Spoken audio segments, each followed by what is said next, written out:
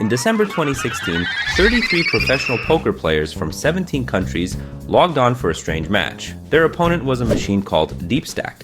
The game, 44,000 hands of no-limit Texas Hold'em. The pros knew computers had already conquered chess and Go, but poker was supposed to be safe.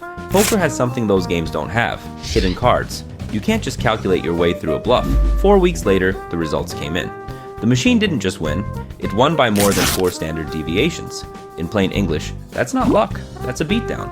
And this past Tuesday, the people who built that machine got some news. Their company is now worth over $500 million. Why? Because the same math that broke poker now trades billions of dollars a day inside the S&P 500. This is the story of Equilibre Technologies. 3 researchers from Prague turned a poker bot into a trading machine. It might be the most quietly powerful one on Wall Street.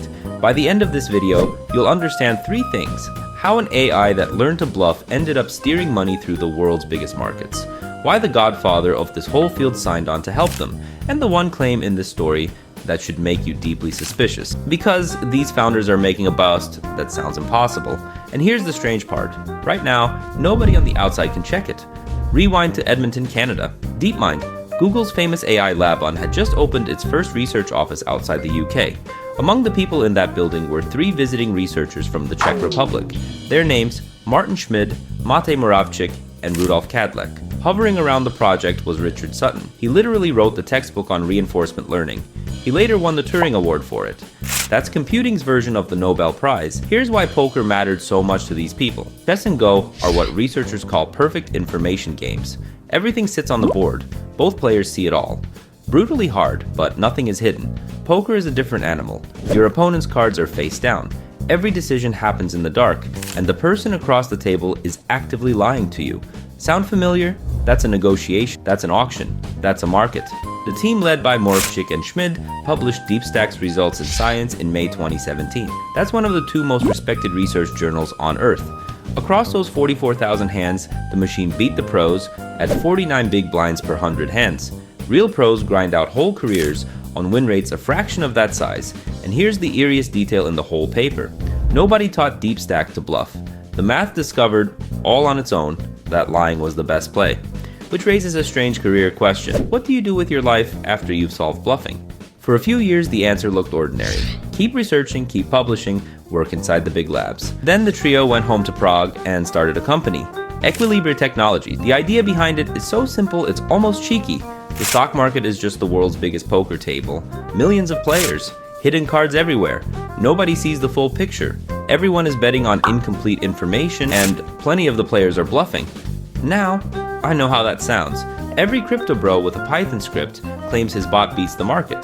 The difference here is pedigree and receipts. These are the researchers whose poker work sits in the pages of science. Richard Sutton, the Turing Award winner, joined their advisory board. Then came the seed round, $10 million, led by Blossom Capital. It valued the company at roughly $140 million, and that happened before they had publicly proven anything in a live market. That is a lot of money to bet on 3 resumes. But here's the problem that should have killed this company early. A 25-person startup in Prague can't just walk onto the New York Stock Exchange. You need market access, you need capital, compliance, and infrastructure. That's the plumbing of Wall Street, and it takes decades to build. So, how do 3 game theorists get their poker brain into the biggest markets on Earth? They made the smartest move in this whole story. They didn't try to become a hedge fund, they partnered with one. Tower Research Capital is one of the most established quant trading firms in the world. It had exactly the plumbing Equilibre lacked. Tower brings the market access and the capital, Equilibre brings the brain. And according to TechCrunch, the rollout was slow and careful on purpose. The agents went live on crypto markets first in 2025. Crypto is a smaller, messier sandbox. A new strategy can meet real money and real chaos there. Think of it as the AI's warm-up table before it sat down with the sharks. Then came the main event, US stocks. Today, Equilibre's agents trade billions of dollars in daily volume. They run across the S&P 500 and the NASDAQ. Let me say that again, slowly, because it slides past too easily. An AI built from the same math that broke professional poker now moves billions of dollars a day.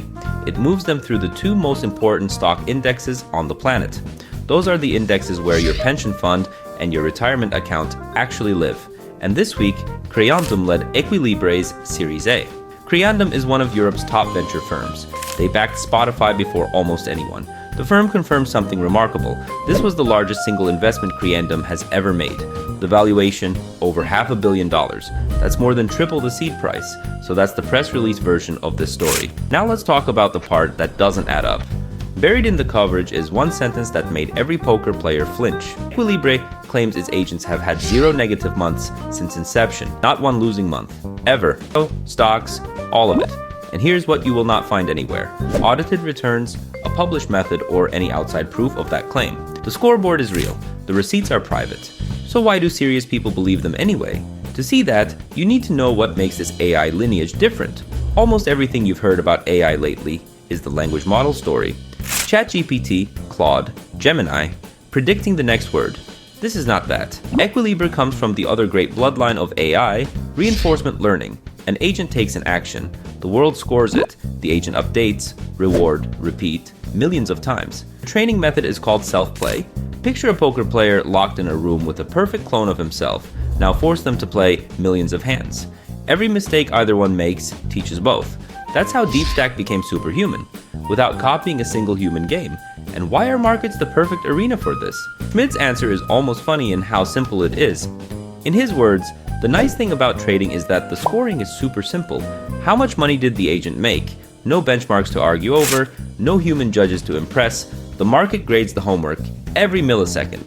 Now hold those two facts side by side. The math discovered bluffing in poker without being taught. And that same math is now loose in a live market with one instruction: make money. So the question writes itself. What strategies is it finding in there that nobody taught it? What is it doing that nobody has even named yet? Sit with that for a second. That question is not the valuation, that is the real headline of this story. Here's where the numbers get genuinely strange. Machine learning on Wall Street is not new. Renaissance Technologies and 2 Sigma have printed money with statistical models for decades. They did it with hundreds of researchers and giant infrastructure. Equilibre is 25 people. 25. In Prague, valued at $500 million. And Creandum wired the biggest check in its own history to get a piece. Why Prague, by the way? Schmidt has a refreshingly honest answer. In San Francisco, your best researcher gets poached every 6 months. In Prague, you can actually keep a team together. And there's something almost poetic here. The world's most advanced trading brain is being built in the city of Kafka, far from the talent wars. The plan for the new money tells you what they think comes next. Most of it goes into compute. They want one of the largest AI compute clusters in Central and Eastern Europe, not armies of traders. BP us. Because in self-play, compute is literally practice time. 4 chips means the agent plays more games against itself. 4 games means sharper, faster, forever. The bet, in one sentence, whoever gives their agent the most practice hands wins the market. That's exactly how it won poker. Want to know how this kind of story tends to go? Here's the uncomfortable part. We've already watched it once. In poker itself, DeepStack and a rival bot from Carnegie Mellon called Libratus beat the pros in 2016 and 2017. Poker didn't end. It transformed. Within a few years, every serious pro was training with solvers. They studied the machine's strategy just to survive against other humans doing the same. The game didn't die. It became machine-shaped. At the top level, human instinct alone stopped being enough. Permanently. That is not a prediction about markets. That is a historical fact about poker. I'm just noting that the same researchers now sit at a much, much bigger table. And yes, I'm aware of the irony here. An AI presenter is telling you an AI is coming for the traders. Sit with the discomfort. I do. But here's the honest counterweight, and it matters. Markets are not poker in one crucial way. A poker game's rules never change mid-hand. Markets do. A pandemic hits, or a rate shock, or a war. Suddenly, yesterday's best strategy becomes today's donation to faster players. Even Renaissance's public funds took a brutal beating in 2020. Libre's agents have never traded through a 2008. So, their perfect record, if it's real, was earned in one stretch of market weather. Which brings us back to that claim. Let's grill it the way a poker player would. Here's how a poker player reads 0 negative months since inception. First question, since inception of what exactly? Agents went live on crypto in 2025, so at best this track record is about a year and a half old. In quant land, that's a short sample. Renaissance took decades to earn its reputation. Second question, at what size? Strategy can be flawless with modest money and collapse the moment it scales. At a certain size, the market starts moving against your own orders. This is called the capacity problem. It quietly kills most brilliant trading strategies. And remember, trading billions in volume is not the same as making billions in profit. It improves their active, it does not prove the edge is large. Third question, the big one, who's counting? No audited returns have been published, no method, no numbers, no outside check. The claim comes from the company itself, relayed through TechCrunch and the funding press. Now, to be fair, Tower Research and Creandum have seen the real numbers, and Creandum answered by writing the biggest check in its history. That is genuine evidence. Smart insiders bet their reputations on what they saw, but we're reading that evidence secondhand, and every one of those insiders holds a position. So here's my honest read, and I'll label the speculation as exactly that. Verified, the pedigree, the science paper, the Tower partnership, the $500 million valuation, all real. Unverified, the invincibility. Schmidt himself put it beautifully. The market is the judge, and the verdict updates every millisecond. Gorgeous line, but it cuts both ways. The judge that crowned them can change its ruling any morning it likes. Picture those 33 pros in December 2016 one more time. They sat down confident. No machine had ever beaten them, and confidence was literally the job. 24,000 hands later, the game they had mastered belonged to somebody else's math. The people running money today sit in that same seat. Most of them just haven't noticed the machine has already joined the table. So here's the takeaway worth keeping.